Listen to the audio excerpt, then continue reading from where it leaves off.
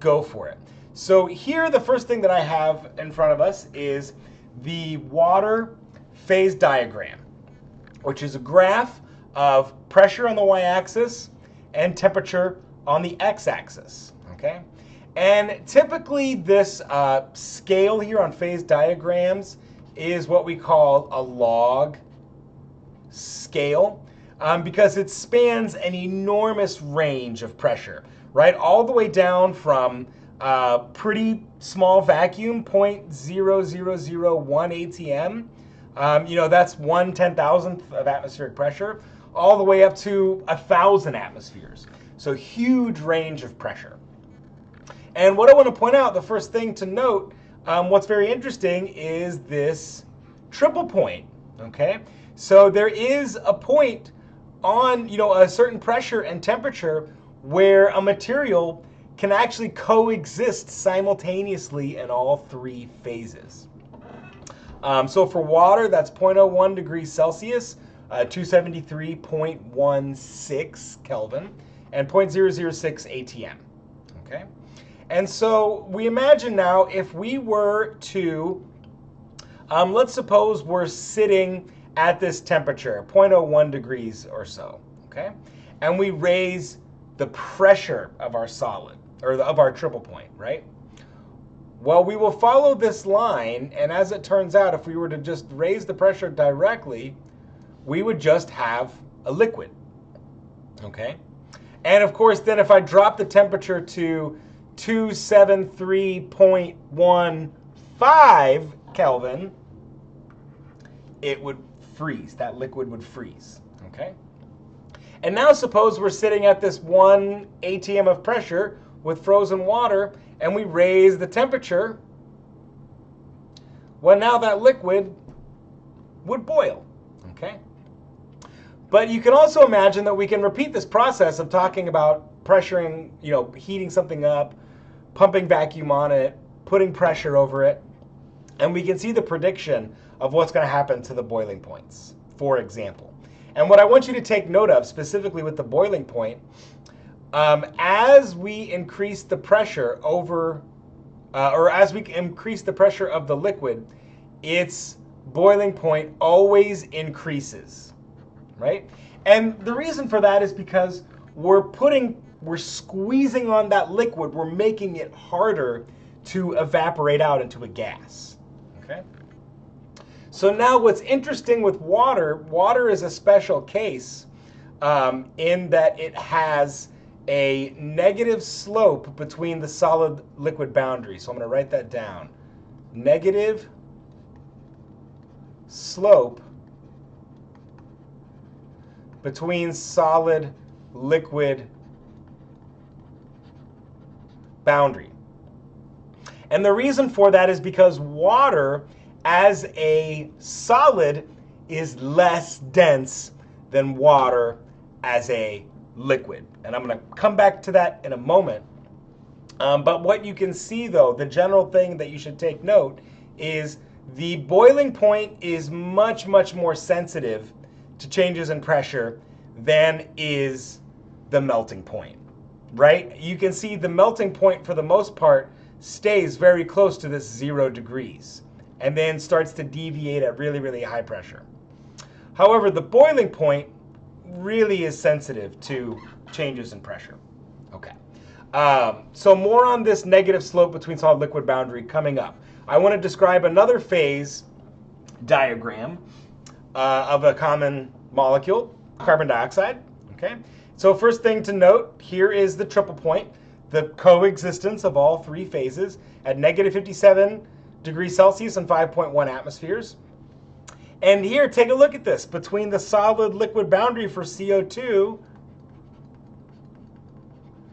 there's a positive slope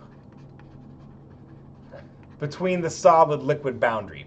And you also notice that CO2 is far more sensitive to changes. Its melting point is far more sensitive to changes in pressure than was water.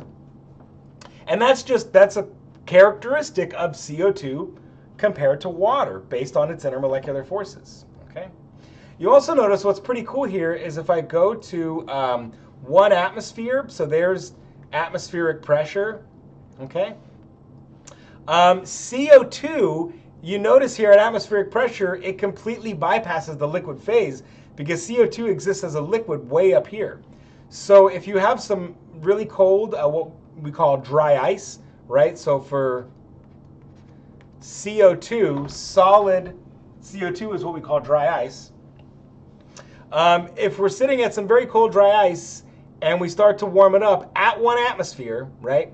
Notice we pass this sublimation point at minus 78 Celsius. And if we were to keep heating it up at atmospheric pressure, it just stays as a gas through an enormous range of temperature change. Okay. So this is why we observe CO2 to sublime at room pressure. What's also interesting in CO2, and water also has this phase called supercritical fluid, but as it turns out, CO2's supercritical fluid phase is very easy to get to at roughly 31 degrees and 73 atmospheres.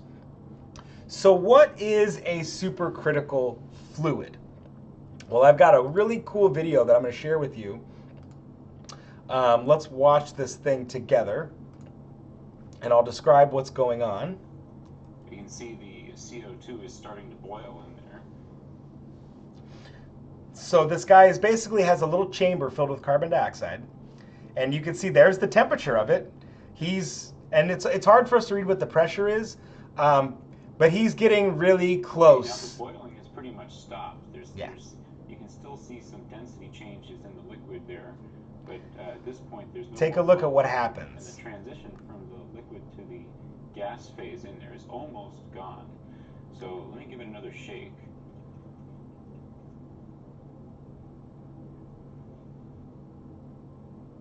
And as you can see, something interesting has happened. There's no more dividing line between liquid and gas inside there.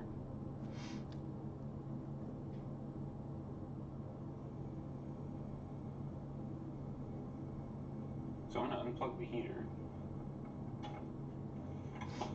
So I think he's gone a little past the temperature of the supercritical fluid phase. Give it a few minutes for the. Or he's within that phase, right at 37 degrees. He's like, right in it. So as you can see, what we're left with here is one phase basically inside the chamber. The CO2 has gone supercritical, meaning that the density between the liquid phase and the gas phase eventually became so similar that they blended together. So it's all one continuous phase in there now. Now to transition back, what I'm going to use is just a piece of dry ice, and I'm going to hold it against the aluminum on the outside here to bring the temperature down quickly. So check this out. So now he's cooling it down, and you can see the temperature dropping. Look what happens to the phase. Surprisingly, this actually works better with just water ice, since it melts and makes a nice contact between the aluminum and the ice cube. As you can see, we're back to 2 phases. So that's liquid CO2 on the bottom and this chamber by gas phase CO2 on the top. Okay, so I'm going to link this video into the playlist because it's really cool. He talks about how he built that thing, how he built the device. So these supercritical fluids are awesome. So they are phases in which the gas and the liquid are indistinguishable. They have the same density. So supercritical CO2 specifically is quite remarkable as a solvent. It actually works really well at dissolving biological stuff such as hops and cannabis. Maybe those of you that are in the know have heard about supercritical CO2 extraction. So because it has this fluid phase, right? It's kind of got properties of a liquid, but it's also got properties of a gas. It does really well at extracting THC out of the flower, out of the plant. It also does really well at extracting other flavors, other natural flavored molecules present in things such as hops and barley. So if you get into industrial chemistry at all in your jobs, and you want to do that, in the food industry or the cannabis industry, there's room for that. There's a lot of people that are applying scientific minds to those food and cannabis industries. So it's kind of cool. Actually, it's not cool at all. It's quite warm, right? It's 31 degrees. Okay, moving along. So more on comparing this solid-liquid boundary. Okay, so here is my CO2 phase diagram, and here's my H2O phase diagram, and I put them side by side as a comparison. Okay, and so I want you to be able to identify like various regions of a phase diagram. So I've left these blank, because that's one of the things I want you to be able to do. So we note that the gas occurs down this region, followed by the liquid in this region, followed by the solid in this region. On an exam, I'm not going to give you these nice colored regions. I want you to know where each phase exists. So here, this would be the gas, liquid, solid, and we can see this region right here would be the supercritical fluid phase. And so now you notice here for water that negative slope that I talked about, right? The negative slope between the liquid and solid phase, and for CO2, it's a positive slope. That's an indicator of the difference between the density of the solid and liquid phase. So for example, the density of ice, so ice density, so I know this one off the top of my head. I don't think I know the CO2 density off the top of my head. So it's 0.9 grams per cubic centimeter for ice. And as you know, H2O liquid is 1.0 gram per cubic centimeter. So it's one of the only things in the universe whose solid phase is less dense than its liquid phase. And so even though that might not be totally obvious why that makes a negative slope here on the phase diagram, that is a characteristic that we observe, okay? So in other words, when you look at how the melting point changes with pressure, as pressure increases, the melting point decreases because it's less dense, it's solid phase, it has room to get compacted even more, okay? Which allows it to exist as a solid at even lower temperatures.